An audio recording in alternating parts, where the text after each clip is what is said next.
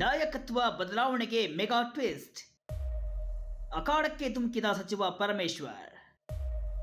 ದಲಿತ ನಾಯಕರ ಡಿನ್ನರ್ ರಹಸ್ಯ.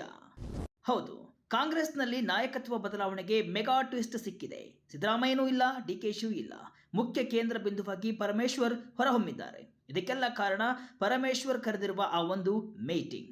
ಹೌದು, ನಾಯಕತ್ವ ಬದಲಾವಣೆ ಚರ್ಚೆ ತಣ್ಣಗೆ ಆಯಿತು ಅನ್ನುವಷ್ಟರಲ್ಲಿ ಈಗ ದಲಿತ ಸಿಎಂ ಕೂಗು ಮುನ್ನೆಲೆಗೆ ಬಂದಿದೆ. ಕಾಂಗ್ರೆಸ್ನ ಹಿರಿಯ ನಾಯಕ ಹಾಗೂ ಗೃಹ ಸಚಿವ ಪರಮೇಶ್ವರ್ ದಲಿತ ಶಾಸಕರು ಹಾಗೂ ದಲಿತ ಸಚಿವರನ್ನ ಒಗ್ಗೂಡಿಸಿ ತಮ್ಮ ಮನೆಯಲ್ಲಿ ಮೀಟಿಂಗ್ ಅರೇಂಜ್ ಮಾಡಿದ್ದಾರೆ. ಇದು ಈಗ ಕಾಂಗ್ರೆಸ್ ಪಾಳ್ಯದಲ್ಲಿ ಭಾರಿ ಸಂಚಲನವನ್ನ ಮೂಡಿಸಿದೆ. ಈ ಹಿಂದೆ ಮಲ್ಲಿಕಾರ್ಜುನ ಖರ್ಗೆ ಅವರು ತಮಗೆ ಸಿಎಂ ಸ್ಥಾನ ತಪ್ಪಿದ್ದರ ಬಗ್ಗೆ ಮಾತನಾಡಿದರು. ಅದರ ಬೆನ್ನಲ್ಲೇ ಈಗ ಪರಮೇಶ್ವರ್ ಅಖಾಡಕ್ಕೆ ಧುಮುಕಿದ್ದಾರೆ. ದಲಿತ ನಾಯಕರ ಮೀಟಿಂಗ್ ಕರೆದಿದ್ದು ಹಲವು ಅನುಮಾನಗಳಿಗೆ ಎಡೆ ಮಾಡಿಕೊಟ್ಟಿದೆ.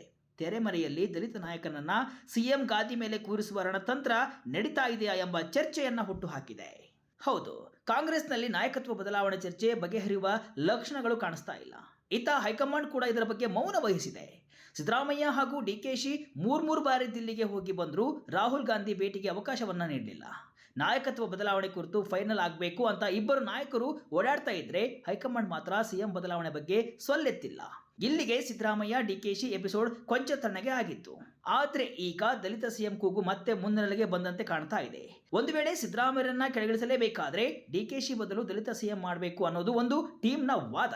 ಇದಕ್ಕೆ ಮತ್ತಷ್ಟು ರೆಕ್ಕೆ ಪುಕ್ಕ ಬಂದಿದ್ದು ಇತ್ತೀಚೆಗೆ ಮಾತನಾಡಿದಂತಹ ಮಲ್ಲಿಕಾರ್ಜುನ ಖರ್ಗೆ. ಹೌದು, ಮಲ್ಲಿಕಾರ್ಜುನ ಖರ್ಗೆ ಯಾವಾಗ ತಮಗೆ ಸಿಎಂ ಸ್ಥಾನ ಕೈತಪ್ಪಿದೆ ಅಂತ ಹೇಳಿದ್ರು, ನಾಯಕತ್ವ ಬದಲಾವಣೆ ಚರ್ಚೆ ಅಲ್ಲಿಂದ ಮತ್ತೊಂದು ಮೊಗ್ಗಲಿಗೆ ಹೊರಡಿತು.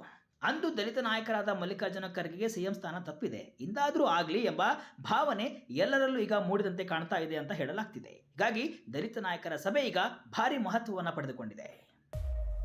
ಕುತೂಹಲ ಮೂಡಿಸಿದ ಪರಂ ಡಿನ್ನರ್ ಮೀಟಿಂಗ್. ಪರಮೇಶ್ವರ್ ಅವರು ಶನಿವಾರ ಸಂಜೆ ದಲಿತ ಸಮುದಾಯದ ಸಚಿವರು ಹಾಗೂ ಶಾಸಕರ ಡಿನ್ನರ್ ಮೀಟಿಂಗ್ ನಡೆಸ್ತಾ ಇದ್ದು, ರಾಜಕೀಯವಾಗಿಯೂ ಕೂಡ ಈ ಸಭೆ ಕುತೂಹಲವನ್ನು ಮೂಡಿಸಿದೆ.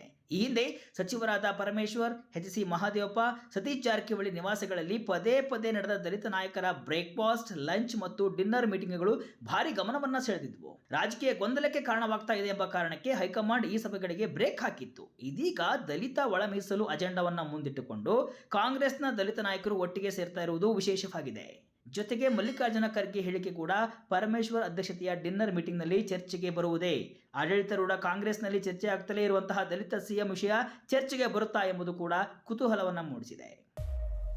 ಸಿಎಂ ಬದಲಾವಣೆ ಚರ್ಚೆಗೆ ಬ್ರೇಕ್ ಹಾಕದ ಹೈಕಮಾಂಡ್. ಹೌದು, ಕಾಂಗ್ರೆಸ್ನಲ್ಲಿ ಇಷ್ಟೆಲ್ಲ ಬೆಳವಣಿಗೆ ನಡೀತಾ ಇದ್ರೂ ಕೂಡ ಹೈಕಮಾಂಡ್ ಮಾತ್ರ ಜಾಣ ಮೌನ ವಹಿಸಿದೆ. ಯಾವುದಕ್ಕೆ ಸ್ಪಷ್ಟತೆಯನ್ನು ಕೂಡ ನೀಡ್ತಾ ಇಲ್ಲ. ಸಿದ್ದರಾಮಯ್ಯ ಹಾಗೂ ಡಿಕೆಶಿ ಒಂದೇ ತಿಂಗಳಲ್ಲಿ ಮೂರು ಬಾರಿ ದಿಲ್ಲಿಗೆ ಹೋಗಿ ಬಂದರೂ ಕೂಡ ಹೈಕಮಾಂಡ್ ಮಾತ್ರ ನುಣುಚಿಕೊಳ್ಳುವಂತಹ ಕೆಲಸವನ್ನ ಮಾಡ್ತಾ ಇದೆ. ಆದರೂ ಸಿದ್ದರಾಮಯ್ಯ ನಾನೇ 5 ವರ್ಷ ಸಿಎಂ ಅಂತ ದಿಲ್ಲಿ ಅಂಗಡದಲ್ಲಿ ಗುಡುಗಿದ್ರೂ ಸಂಪೂರ್ಣವಾಗಿ ಇದಕ್ಕೆ ಬ್ರೇಕ್ ಬಿದ್ದಿಲ್ಲ. ಇತ್ತ ಡಿಕೆಶಿ ಕೂಡ ತೆರೆಮರೆಯಲ್ಲಿ ಸಿಎಂ ಕುರ್ಚಿ ಮೇಲೆ ಕೂರಲು ಇನ್ನಿಲ್ಲದ ಹರಸಾಹಸವನ್ನ ಪಡ್ತಾ ಇದ್ದಾರೆ. ಇತ್ತ ದಲಿತ ನಾಯಕರು ಒಟ್ಟುಗೂಡಿ ದಲಿತ ಸಿಎಂ ಆಗಬೇಕು ಅಂತ ಗುಟುರು ಹಾಕ್ತಾ ಇದ್ದಾರೆ. ಹೈಕಮಾಂಡ್ ಸ್ಪಷ್ಟತೆ ಕೊಡುವವರೆಗೂ ಸಿಎಂ ಬದಲಾವಣೆ ಚರ್ಚೆ ಮಾತ್ರ ನಿಲ್ಲಲು ಸಾಧ್ಯವಿಲ್ಲ. ಒಟ್ಟಾರೆಯಾಗಿ ಸಿಎಂ ಬದಲಾವಣೆ ಅನ್ನೋ ಚರ್ಚೆ ಈಗ ಕಾಂಗ್ರೆಸ್ನ ಕೇಂದ್ರ ಬಿಂದುವಾಗಿದೆ. ಈಗ ಮತ್ತೆ ದಲಿತ ಸಿಎಂ ಕೂಗು ಮುನ್ನೆಲೆಗೆ ಬಂದಿದ್ದು ಭಾರಿ ಕುತೂಹಲವನ್ನು ಮೂಡಿಸಿದೆ. ರಾಜ್ಯ ರಾಜಕಾರಣಕ್ಕೆ ಮಲ್ಲಿಕಾರ್ಜುನ ಖರ್ಗೆ ಮರಳುವ ಸುಳಿವನ್ನ ಪಕ್ಷದ ಕೆಲವು ನಾಯಕರು ನೀಡ್ತಾ ಇದ್ದಾರೆ.